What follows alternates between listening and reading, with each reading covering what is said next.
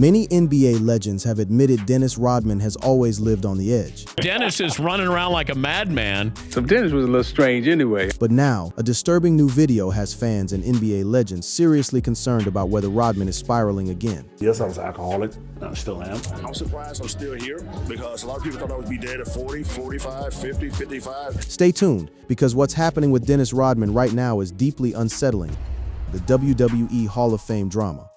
On April 17, 2026, Dennis Rodman walked the red carpet at the Dolby Live Theater in Las Vegas. He was dressed in unmistakable fashion, bold, loud, and completely his own, as he prepared to be inducted into the WWE Hall of Fame as the Celebrity Wing honoree for the class of 2026. The announcement had first surfaced on March 20, 2026, reported by ESPN's Shams Charania, and the wrestling world had been buzzing about it ever since, though not all of the noise was celebratory. The induction honored Rodman's late 1990s WCW appearances as part of the New World Order, where he wrestled alongside Hulk Hogan in high-profile pay-per-view matches and, in one of the most audacious moves in sports crossover history, skipped a Chicago Bulls practice during the 1998 NBA Finals to appear on WCW Monday Nitro. The ceremony's tribute video captured the absurdity of that moment perfectly, with the presenter noting that the NBA fined Rodman $20,000 for the stunt, while WCW reportedly paid him $250,000, leaving him with a tidy $230,000 profit and a championship ring. Fellow NWO members Kevin Nash and Sean X-Pac Waltman handled the induction, and Rodman entered to the Wolfpack theme. His speech was rambling and unpredictable, characteristic of Rodman, bouncing between tributes to people in his life and spontaneous detours. He praised the wrestling industry's treatment of its people in a way that caught the audience off guard. Because the one thing you never have left your feelings about loving your community and loving the people that work for you. He went on to say that the WWE had never turned its back on people in the industry who had been physically damaged or hurt. Then he turned his attention to Hulk Hogan. I love the fact when you can sit there, hold your head up high, and see Hulkamania. He broke into an impression of his old NWO partner. That statue, brother. That statue, brother.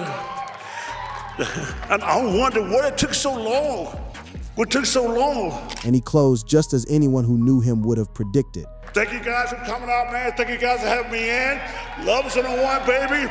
NWO for life! But the celebratory atmosphere inside the Dolby Live Theater masked a simmering tension within the professional wrestling community. The most vocal dissent came from WWE Hall of Famer Ted DiBiase, the $1 Million Man, who made his frustrations abundantly clear on his podcast. DiBiase argued that Rodman had no business being enshrined in a wrestling Hall of Fame, stating that putting a guy who might have been in a wrestling ring 2 or 3 times into the Hall of Fame just because of his name was a corruption of what the honor should represent. He directed Rodman toward the Basketball Hall of Fame, where DiBiase believed he belonged, and called the celebrity wing category something that had gone overboard. DiBiase's comments spread rapidly on Reddit, wrestling forums, and news outlets, sparking debates about whether the WWE Hall of Fame had become more of a publicity vehicle than a genuine recognition of in-ring merit. Some fans echoed the sentiment, describing Rodman's speech as rambling, stumbly, and unremarkable. On the other side of the argument, the event itself had no shortage of defenders. Multiple active WWE stars expressed enthusiasm for Rodman's presence during the red carpet special. Carmelo Hayes told the press he was specifically looking forward to Dennis Rodman's portion of the ceremony because he expected it to entertain a lot of people. CM Punk called the prospect of Rodman's speech a potential calamity and said he was there for it, embracing the unpredictability that has always been Rodman's signature. Even Triple H, Stephanie McMahon's husband, and the man who personally called Rodman to extend the invitation, offered a thoughtful explanation for why the worm belonged. He described Rodman as someone who almost made more sense as a WWE superstar than a basketball player, a man so outlandish that, in his words, the wrestling business might have actually needed to tone him down rather than turn him up, which is the opposite of what most performers are told. Triple H also mentioned that through the process of the call and the preparations, he found Rodman to be genuinely kind and warm-hearted, something the public persona often obscured. The tribute video that played before Rodman took the stage leaned into his wrestling credentials with surgical precision. It described him as the ultimate rebel, a man who looked how he wanted, dressed how he wanted, and whose NWO membership was a match made in heaven. The bad boys of wrestling joining forces with the bad boy of the NBA. Rodman was a wild card. He was definitely a V12 running on all cylinders. He's crazy. I mean, he's absolutely crazy. While the WWE drama played out in public forums and podcasts, a different kind of scrutiny has trailed Dennis Rodman for far longer and with far heavier consequences. His legal history reads like a document that refuses to stop growing. In January 2018, Rodman was arrested in Newport Beach, California, with a blood alcohol content of 0.21%, nearly 3 times the legal limit. He pleaded guilty and was sentenced to 3 years of informal probation, a 9-month alcohol program, and a $390 fine. That arrest was not his first DUI. Earlier incidents in 1999 and 2003 had already established the pattern. In July 2016, he was charged with misdemeanors after driving the wrong way on Interstate 5 in Santa Ana, causing another driver to swerve and crash. He pleaded guilty in February 2017 and received 3 years of probation, 30 hours of community service, and restitution. The domestic sphere has been equally turbulent. In April 2008, Rodman was arrested at a Century City hotel in Los Angeles for allegedly hitting girlfriend Gina Peterson.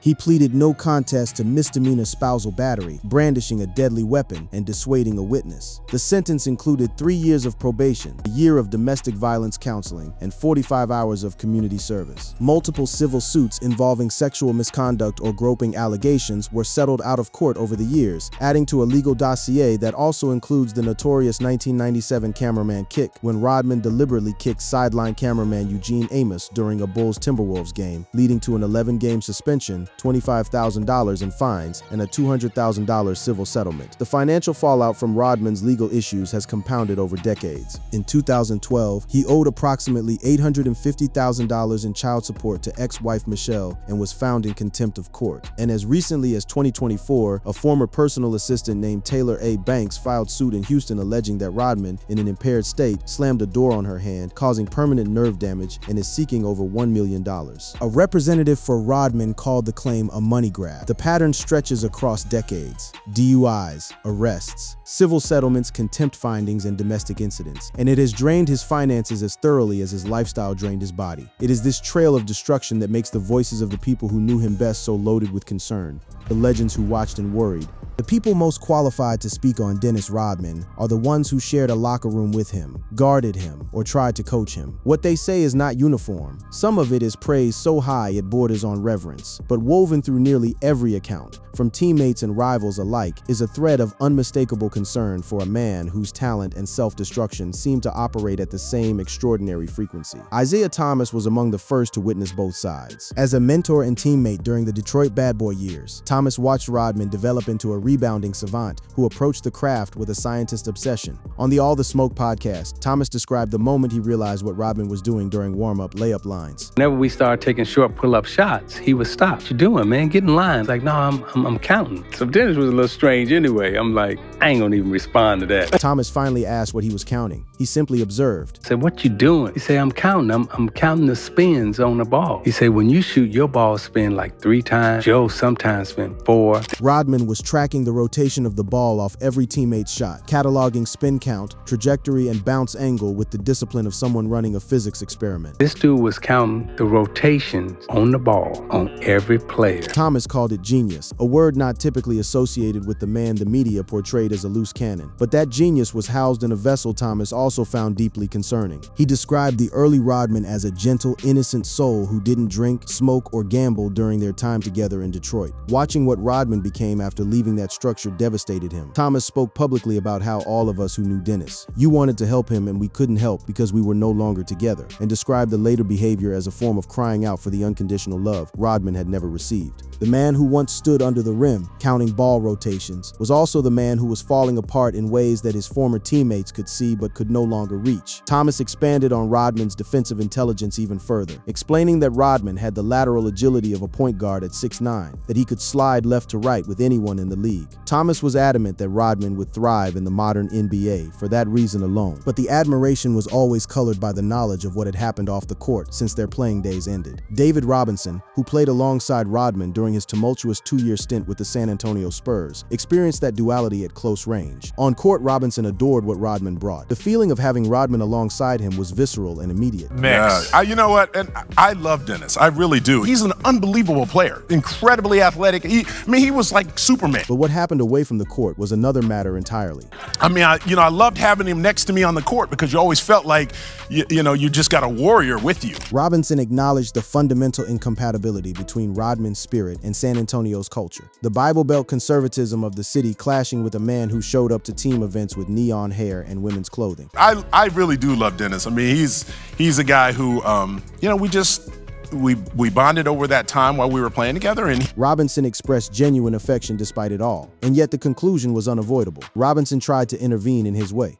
He just didn't fit our culture, and we had to go different directions. But on Vlad TV, Rodman himself recalled the Admiral sitting him down at a restaurant to talk about God and community, urging him to understand the type of city San Antonio was and the kind of behavior its people expected. Rodman listened patiently and then told Robinson he could not live that life. The parting was not hostile. It was the natural result of two men who operated on completely different frequencies, sharing the same workplace. But Robinson's description of Rodman as a unique cat who marched to the beat of his own drum carried a note of resignation, the recognition that loving someone and being able to help them are two different things. Phil Jackson, who coached Rodman through the three-peat in Chicago, adopted a radically different approach. Rather than trying to reshape Rodman, Jackson absorbed him. In a 1998 journal entry, Jackson referred to Rodman as mentally handicapped. He wrote that the harder you discipline him, the worse it gets. You just alienate a guy who has alienation problems already. Jackson's solution was patience, meditation, and an enormous amount of rope, the kind that allowed Rodman to vanish to Las Vegas during the finals and come back to grab double-digit rebounds the next night. Steve Kerr's account of a night out with Rodman at a Chicago bar called Crowbar painted a vivid picture of what Jackson was managing. A man who controlled the bar tab, forced kamikaze shots on everyone who approached for a beer, wore a Chicago police shirt, and then showed up to practice the next morning and ran like a gazelle while everyone else was seeing double. And Dennis is running around like a madman, and I'm like seeing 5 different heads when I'm looking out there. Jackson's approach worked for championships. Whether it was good for Rodman, the human being, is another question entirely. The Zen master enabled the genius and tolerated the chaos, but he also watched the man spiral in ways that transcended basketball. Michael Jordan, the man who benefited most directly from Rodman's contributions, maintained a pragmatic view throughout their time together. He famously tolerated everything, the hair, the dresses, the disappearances, as long as Rodman performed. On Vlad TV, Rodman recalled the moment he entered the Bulls locker room for the first time and realized something unexpected. Wow, like they actually like me, because I never talked to none of my teammates. That acceptance was conditional. Jordan would push Rodman's head back into focus during games. He personally flew to Las Vegas to drag him out of bed during the 1998 finals. But behind that tolerance, Jordan reportedly told associates he didn't think Rodman would live to see 40. That private assessment, made during their playing years, reflected the gravity of what those closest to the situation could see happening in real time. Jordan saw the nightly destruction up close, and his estimation of the outcome was bleak. Charles Barkley, who battled Rodman physically during their playing careers and liked him personally, offered the bluntest public warning after the Bulls dynasty ended. He predicted Rodman would not play much more basketball and said he needed to be careful in Las Vegas because sooner or later something real bad is going to happen. Barkley saw clearly what the end of structure would mean for a man who thrived on chaos. Without Jordan, without Pippen, without Phil Jackson's Zen patience, the guardrails were gone, and Barkley knew it. His method of dealing with Rodman on the court, punching him early in the game so he would leave him alone, was Barkley's version of direct communication. His post-career warnings carried the same directness, but with more urgency and more fear. Shaquille O'Neal, who played alongside Rodman during his brief 23-game stint with the Lakers in 1999, became one of the most vocal critics over time. He called Rodman his worst teammate ever, not because of a lack of talent, but because the organization allowed Rodman to operate under a different set of rules than everyone else. At the NBA's 75th anniversary celebration, Shaq criticized Rodman's behavior, crashing photos, refusing to wear the provided jacket. But even Shaq's frustration was complicated by something resembling awe. He recounted watching Rodman play a full game, skip the shower, go straight to the club, and still attract the most attention in any room. I'm gonna say Dennis Rodman. I've seen this dude play a full game, don't take a shower, go to the club and some of the baddest women I've ever seen in my life. The admiration was grudging but real. Shaq hated the double standard, and like everyone else, he watched from afar as Rodman continued to push boundaries that most people would not survive. Scottie Pippen, the man who once received 6 stitches from Rodman during a playoff game, ultimately became one of his staunchest defenders. After joining forces in Chicago, Pippen recognized that whatever personal issues existed between them were irrelevant compared to what Rodman brought to the team. What unites all of these voices is the recognition that Dennis Rodman possessed something extraordinary and something deeply broken, and that the two were inseparable, and there was nothing they could do to save a man who had decided long before any of them met him that he would live and die on his own terms. The chaos that built Rodman. Dennis Rodman won 5 NBA championships. He led the league in rebounding 7 years in a row. He was inducted into the Basketball Hall of Fame in 2011 and named to the NBA's 75th anniversary team in 2021. Today, he rents luxury penthouses and coastal villas rather than owning property. He splits time between Fort Lauderdale, Florida, and other locations. His net worth sits at approximately $500,000, with the drop attributed to spending, divorces, legal fees, and financial mismanagement, including roughly $1.2 million stolen by a financial advisor in the 2010s. He said it himself in a South Florida interview. Surprised I'm still here. Those around him expected the same outcome. Because a lot of people thought I would be dead at 40, 45, 50, 55. And I turned 60. I'm like, wow, I'm still here. He is now 65. He still drives through the neighborhoods he came from. In an interview with Graham Bensinger, he explained why. And it reminded me of the fact that, you know what, there's just watch people. Even today, I do it today. I mean, I can go down the street up here, down the corner up here on Oakland Boulevard. I see all the people. I actually will stop and give these guys money, man. You know, I've been there. He does not just drive through, he stops. He talks to people, and sometimes he brings them home. This is how Dennis Rodman lives now. No mansion, no fixed address. He reportedly drives a Hummer and travels between rentals in Florida, California, and New Jersey. He promotes wellness products at local events. He posts on Instagram for his 3 million followers. He attended New York Fashion Week in September 2025. He wears what he wants. He goes where he wants. And none of it looks like the retirement of a man who once earned tens of millions of dollars. On the Lewis Howes podcast, when asked what brought him the most joy during his time in the NBA, Rodman did not talk about money or fame. He talked about freedom. Oh, I had fun. I know a lot about that. I had fun. I think the most enjoyment is the fact that